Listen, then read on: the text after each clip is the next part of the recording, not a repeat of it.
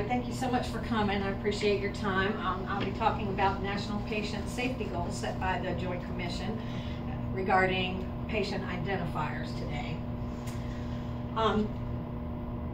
Medical errors are the third leading cause of death in the U.S., and patient identification errors are in the top amongst them.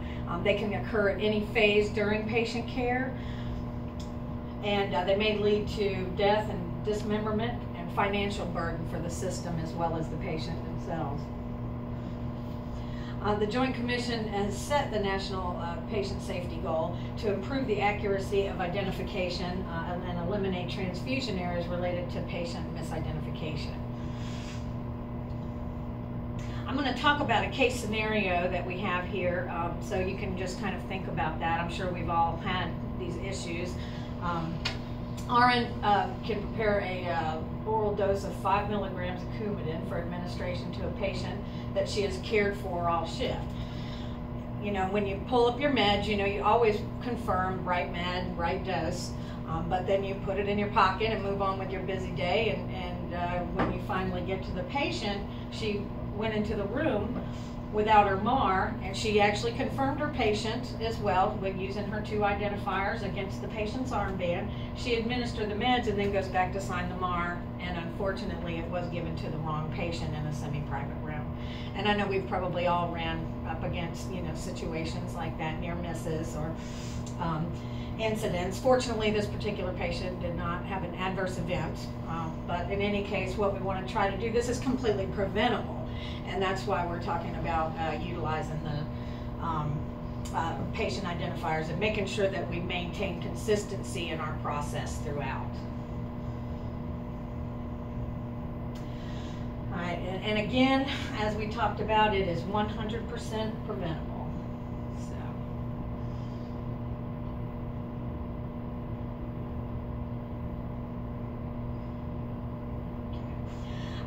If you're instituting quality improvement plans within the facility, it can really help to reduce these types of errors. When you are using, as far as the National Patient Safety Goals, they will require, of course, your 2 patient identifiers. You want to definitely reliably identify each patient and then reliably match the service and the medication to the patient. So you're looking at it as a twofold process. You only want to use acceptable patient identifiers. The College of American Pathologists, they report in their investigative study 98,000 deaths annually from misidentification. They conducted Q probes for wristband identification, and the errors for just wristband identification that are instituted are 5.5 to 8.4, and that's a huge, you know, amount of error. They actually did some quality improvement programs and instituted some new processes and standardized them throughout the unit. And one of them, of course, was the printed barcode wristbands that a lot of us use on a daily basis, and they're somewhat common now. The 2 identifier documentation, so it's allowing the nurse to be responsible as well, that she is identifying this patient through 2 different processes and 2 different identification levels. And another quality improvement measure that they implemented was labeling specimens in the presence of the patient, so that you're not taking the tubes off and all of that. And it's very easy to get confused when you're dealing with multiple patients and the type of schedules that we all have. You want to make sure that, again, another one of their methods, we're continuously monitoring that the reliability of their identifiers. So, you know, they had a quality assurance officer come in and, you know, back-checked all of the information and the data. And after they implemented the quality improvement efforts, it reduced their errors to less than 1%. That's a huge decrease. So quality improvement is a big portion of how we need to address these issues.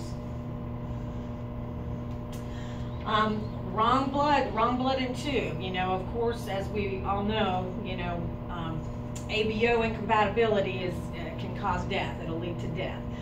Of course, adverse events as well. Just need to pay attention to some of the issues when we deal with blood. Proper labeling procedures for sampling are imperative, of course, for positive patient outcomes. We definitely want to try to prevent that. We want to ensure our patient identification at the bedside. That is, that is huge, and also ensure it through 2 nurses as well when you're dealing with any type of blood products.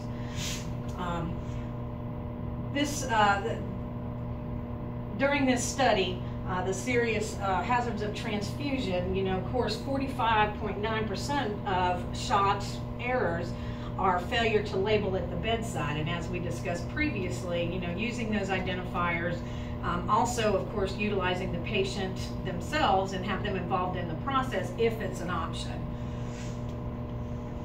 It'll provide us with the opportunity to reduce those errors. You want to provide the right patient with the right care, okay? The consistent procedure is, again, imperative for that process. And just maintaining that routine will help us all make sure that we provide that care consistently throughout the day.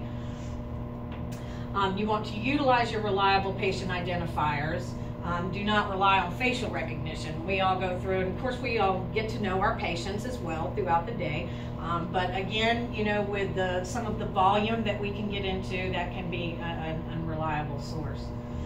I want to involve the patients if at all possible, and use open-ended questions instead of prompting our patients, is your name such and such, or is your date of birth so and so. Let them tell you and utilize those open-ended questions, and that will get a better confirmation as well. According to the Joint Commission, acceptable identifiers are patient names, date of birth, assigned identification numbers, telephone numbers, or other person-specific numbers such as social security numbers.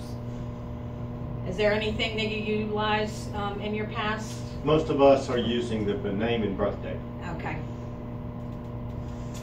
Unacceptable identifiers, again, are patient room numbers, the patient's physical location, because, obviously they get moved around, they're going to go for x-rays and labs and different other types of diagnostic procedures, and again comes up with facial recognition, and obviously we get in our work day, but it is easy to sometimes get confused. We are human, and human error is a big portion of patient misidentification. Do you have any questions regarding patient identifiers? Very well done. Okay, thank you. Thank you very much. All right, well, I hope this helps move forward and reduce any types of patient errors you may have in the future. Thank you very much for your time. Thank you. Thank you.